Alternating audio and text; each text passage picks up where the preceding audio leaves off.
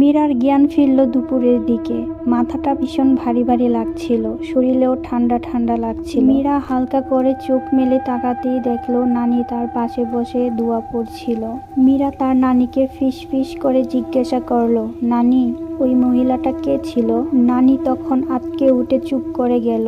নানি তখন ধীরে ধীরে বলতে শুরু করলো, এই ঘরে অনেক বছর আগে একটা মেয়ে ছিল, নাম ছিল ময়না। তার মৃত্যুর পর কেউ তার ঘরে ঢুকতে পারতো না।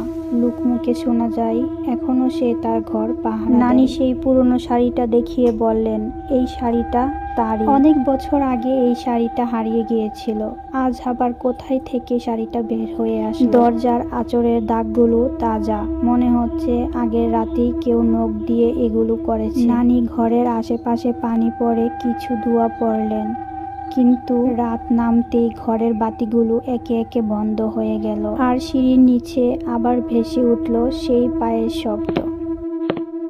তো আপনাদের কাছে এই গল্পটি কেমন লেগেছে অবশ্যই তা জানাবেন। যদি তৃতীয় পার্ট চান তাহলে ছোট্ট একটা কমেন্টের মাধ্যমে জানাবেন, আমি আবার তৃতীয় পার্ট দিয়ে দিব।